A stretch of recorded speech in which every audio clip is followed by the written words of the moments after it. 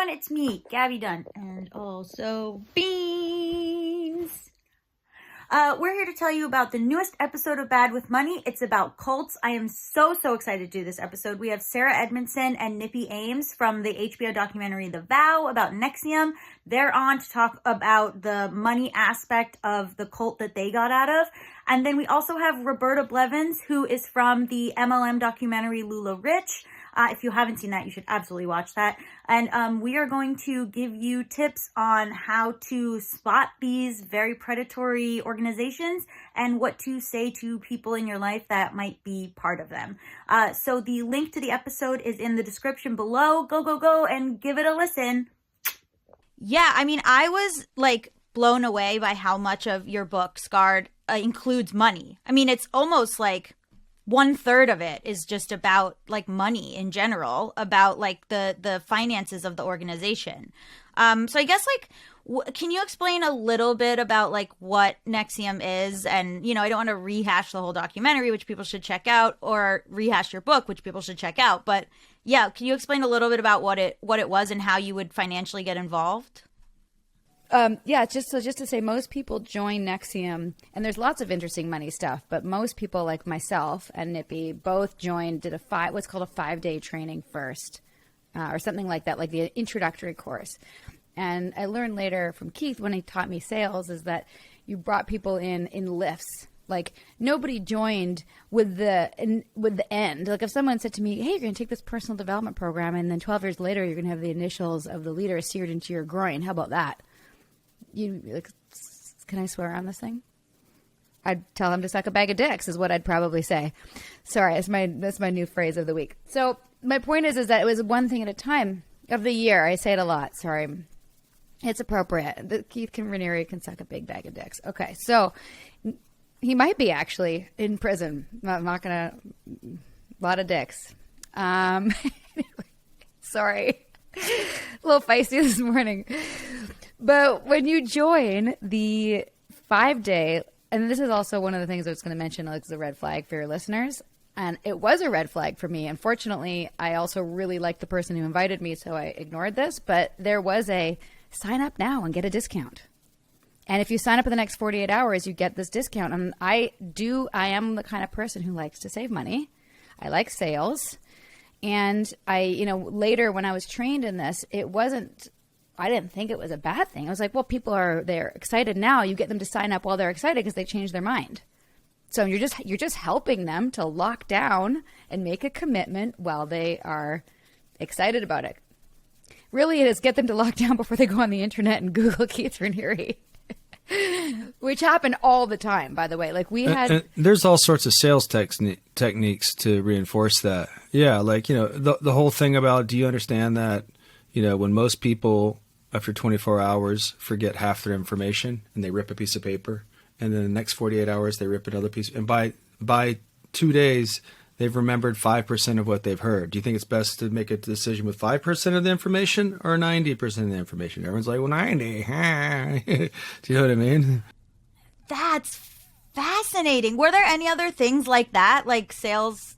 Well, yeah, there's the Ben Franklin close too, right? Like these are all like tactics. So Ben Franklin, when he made a decision, would go pros, cons. So he would go, or this would go, I think people have used this in other aspects too. So in making a decision, I'd have you go, what are the pros? Oh, growth, goals, blah, blah, blah, blah, blah. You list a bunch of pros, and I hand you a piece of paper and go, what are the cons?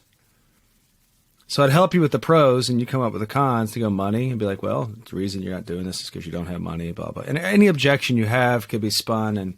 And one of the things that Sarah and I were talking about last night is these tactics are so socially acceptable in our culture. And the metaphor I was using with Sarah last night is alcohol. I noticed when I was like 15, because I have someone in my family who abused alcohol.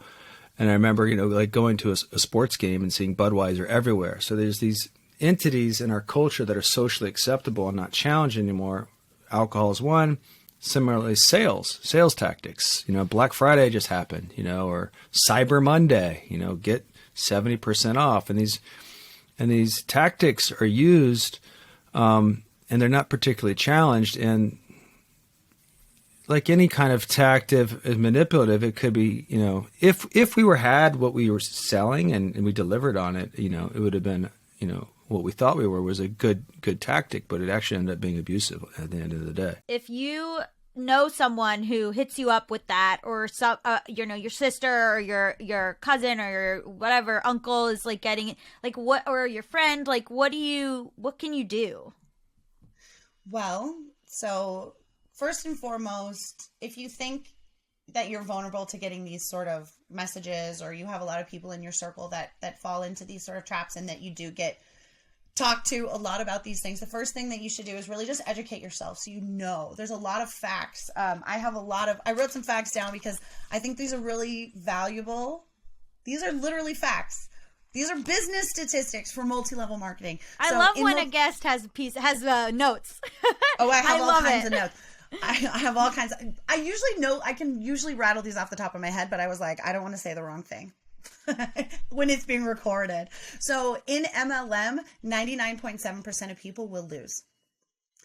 The gambling loss statistic is 95%, and an actual pyramid scheme like blessing looms or pyramid schemes that are shut down by the FTC and things like that has a 90.7% loss rate. So MLMs actually have a 9% higher loss rate than actual illegal pyramid schemes. I don't know why. I don't know how, other than the government protects them. 10% of product that is sold in a multi-level marketing company actually makes it outside of the organization to an end consumer like you and I. Somebody that is not affiliated with the MLM at all. 10%. For a business, that is a horrible statistic. 10%. The other 90% remains inside the multi-level marketing company, being traded and bought between people to hit ranks. You see it in the garages, just being stacked up. We call that garage qualified. It is a term in the anti-MLM community. Garage qualified means you're just buying these things, because a lot of times you're going to get like a $5,000 bonus, but you have to spend $800 to get it. So why wouldn't you spend $800 on stuff you don't really need to get a $5,000 bonus? And so this whole like juxtaposition of like, oh, I got to do it. And those are the people at the top, and they're just buying this. It's just sitting in garages. I talk to people all day about this. That's a horrible statistic. People like to say MLMs are small businesses. I'm a small business owner. We just went through the holiday shopping rush. We saw this all over social media. Shop small. MLMs are not small businesses. You are a rep, a 1099 rep from a major corporation, a billion-dollar corporation most likely. So you are not a small business at all, like even slightly. 50% of people that join an MLM will quit within the first year. In small business, only 20% will quote unquote fail. In small business, you fail. MLM, you fail, whatever it is. You're statistically designed to fail. So I hate to say that you're failing in an MLM when that's literally what you're designed to do. Right. You're not you're not failing. You're following exactly what they want to happen. Absolutely. By 5 years in an MLM, 90% of participants will have quit. By 10 years, 95% of participants in MLM quit. By the 10-year mark. The 10-year mark of small business is only 70%.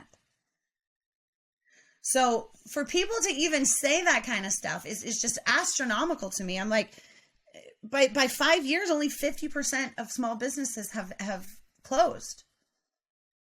You hit 90% in MLM in 5 years. Those are not even statistically close to each other at all. Yeah, I mean, being an actual small business owner is scary and independent and lonely. There's no backing. So, and they never give you any sort of information on the churn rate of MLM or the success and the fail. Like, we have to come up with these facts by reverse engineering the numbers that they put out to make themselves look better. We have to reverse engineer all of that math to actually get the truth, which is astonishing that they're so good at hiding it.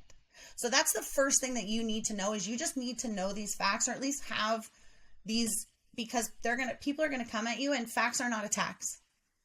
And when you say I'm anti-MLM, when you say I'm anti-MLM, they're gonna say why, and then you're gonna have to have an uncomfortable conversation. So it's easier to just have a little bit in your arsenal and be like, okay, well, here's just some statistics. Let's just break these down. Secondly, you have to understand that the person that's approaching you loves you, and that you most likely love them too. And they are stuck in a commercial cult. the information they're being given is being fed to them by the organization. They are being told not to look outside. Any bad information is negative. Any bad information is being told to them by a hater.